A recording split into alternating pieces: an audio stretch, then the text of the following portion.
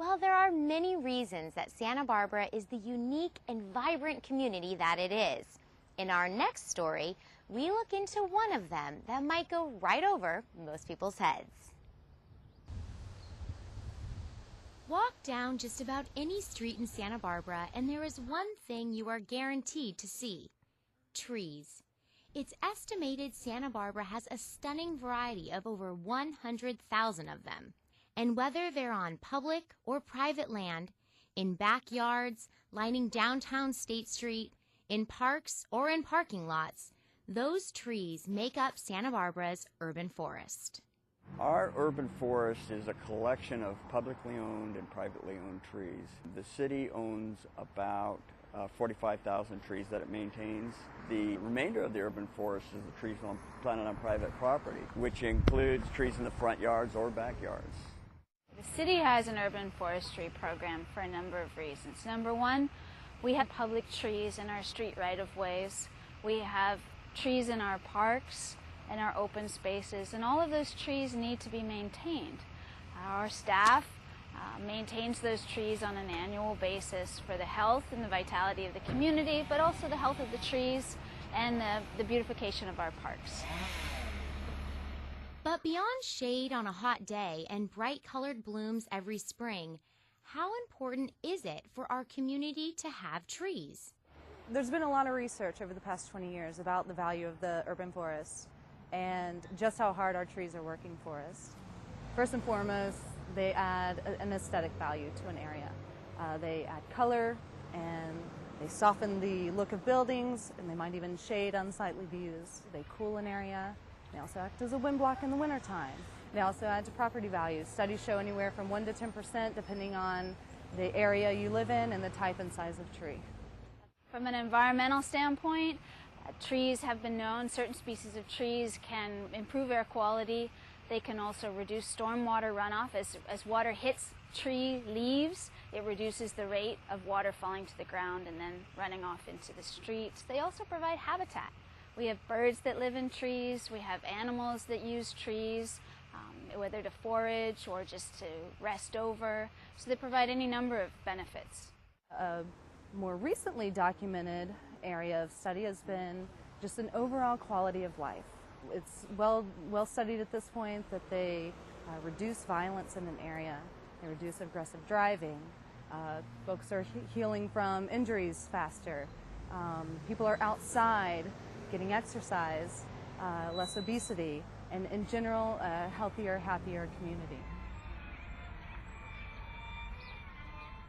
Because of the important role Santa Barbara's urban forest plays, the city has been working to quantify the value of it for the past 20 years.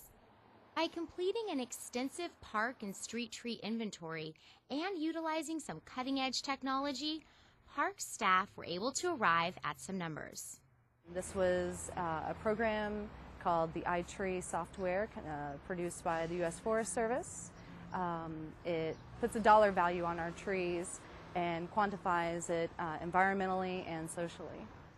The inventory found incredible diversity within Santa Barbara's flourishing urban forest. Santa Barbara has a wide range of species, of large, of tall, of deciduous, of evergreen, and that diversity is what's important about the texture of Santa Barbara's urban forest. Every time you go around the corner and see something new, it came from a new place. We have almost every continent on the globe represented here in Santa Barbara, with the exception, of course, of Antarctica.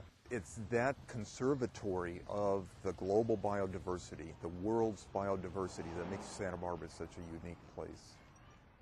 Yet that lush, diverse surrounding is a surprisingly stark contrast from what visitors would have found as recent as 150 years ago.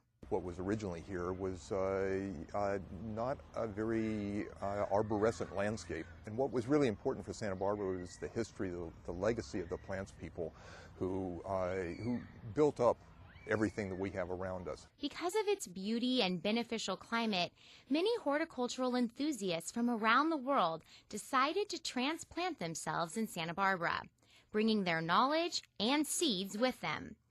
People like Francesco Franceschi, Augustus Doremus, and Ed Orpit fostered the city's urban forest development.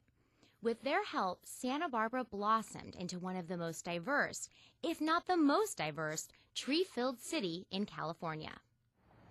To see the effect those Johnny Appleseeds had on our city, you don't have to go very far. Take, for instance, this flame tree located at the corner of Gutierrez and State Street. Franceschi planted this and many other exotic trees over 120 years ago. With trees like this scattered throughout town, it shouldn't surprise residents that their city has been designated a Tree City USA every year since 1980. Tree City USA is an organization that certifies communities if they meet certain criteria. Since we've been Tree City USA since 1980, it shows a commitment to long-term quality tree care in this community. If we didn't care about trees so much, then we wouldn't be able to achieve Tree City USA. One of the requirements of the Tree City USA designation is that participating cities have a plan to care for public trees in the community.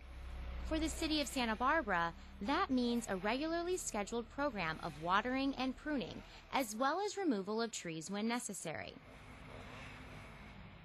Another requirement of the Tree City USA program is a tree care ordinance. According to Tree City USA's guidelines, a tree ordinance provides an opportunity to set good policy and back it with the force of law when necessary.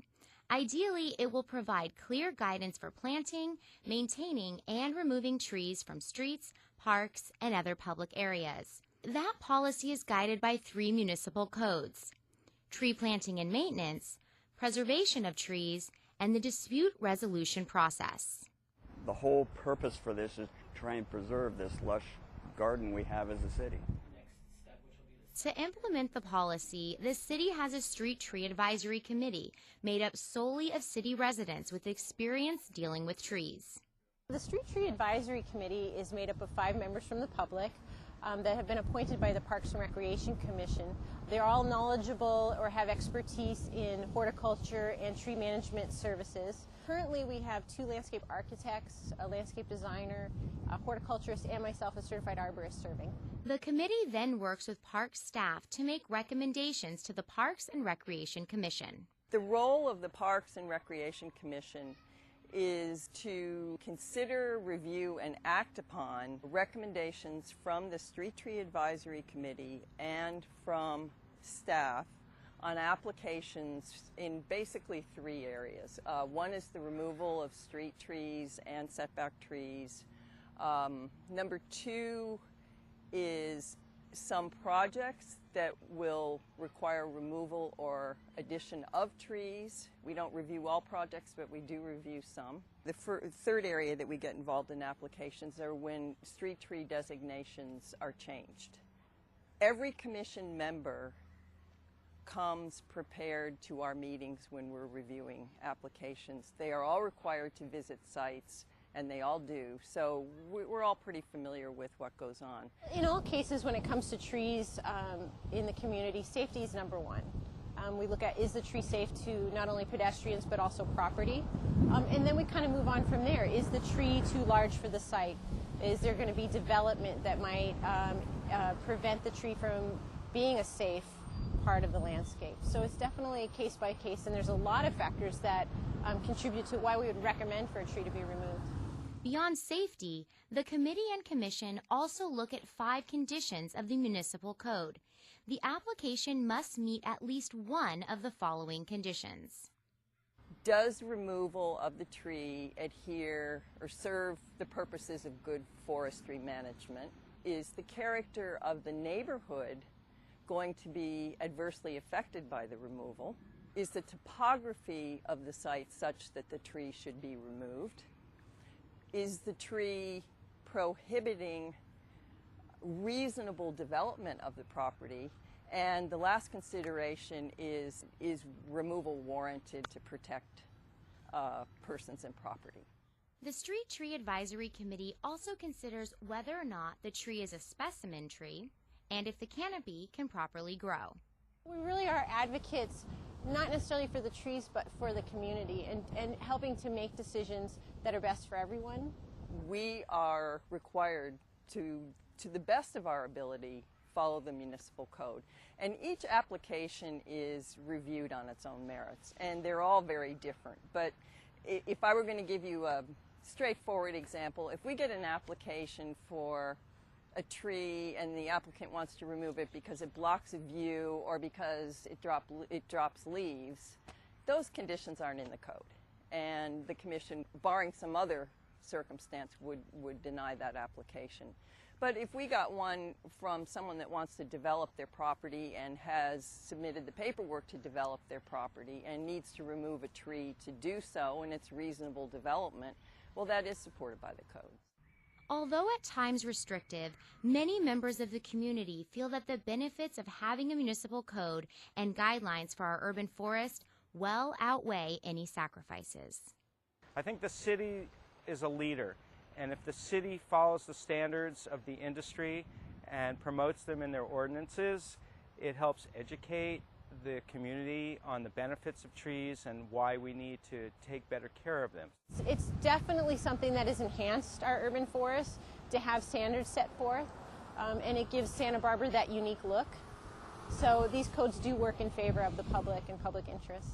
If there weren't policies and people did what they wanted, we'd probably see a degradation of the trees more and more, whereas in the 30 plus years I've been in this industry, I've seen it evolve and things were getting better, and the city and the community needs to support their urban forest.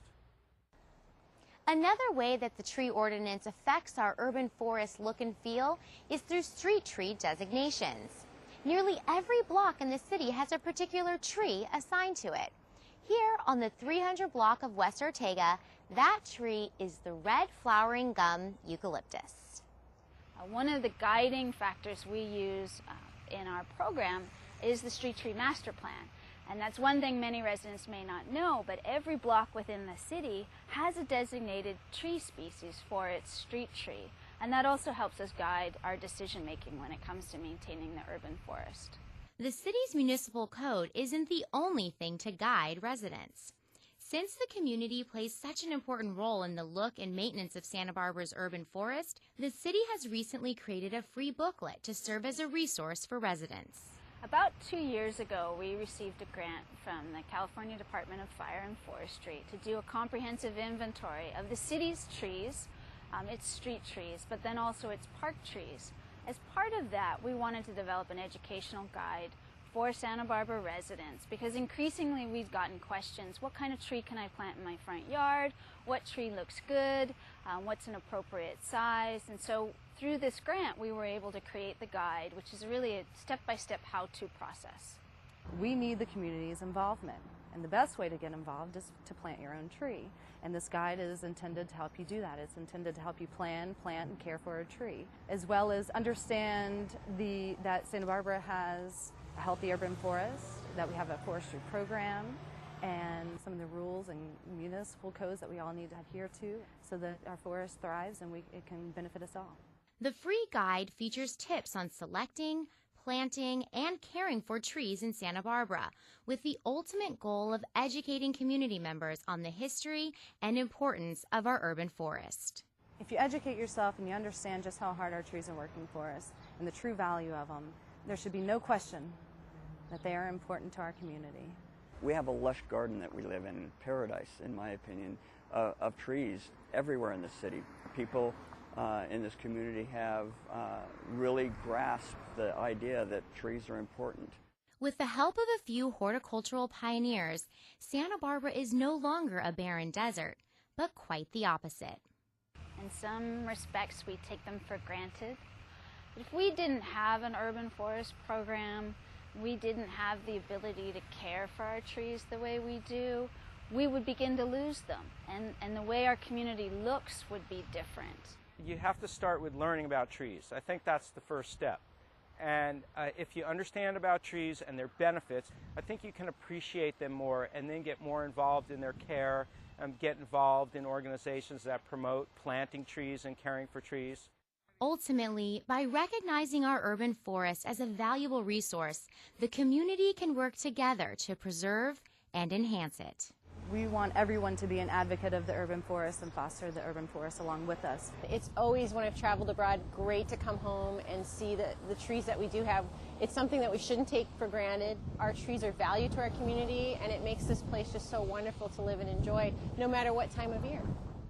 The benefits from trees are immense, and I think that they are one of the reasons why both our residents and a lot of our tourists that come and visit us think that Santa Barbara is paradise. They really contribute to that.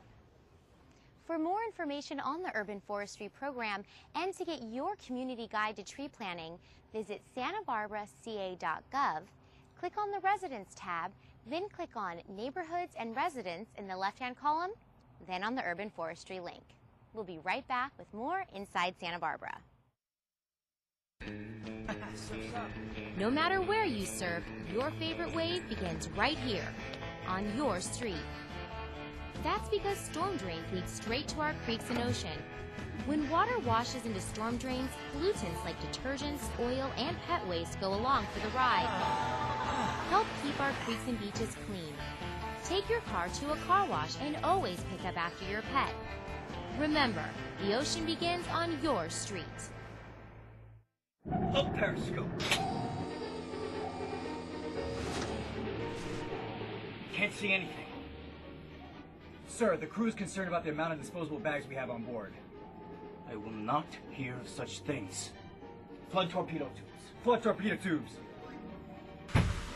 Fire torpedo! Fire torpedo! Sir, it's a misfire. Disposable bags are jamming the tube. Captain, we've got to get rid of these bags and start using canvas reusables! Mister, I will not hear of this talk of treason. All ahead full, right full rudder. All ahead full, right full rudder! Engineering, what's going on down there? Sir, we've been sabotaged by disposable bags!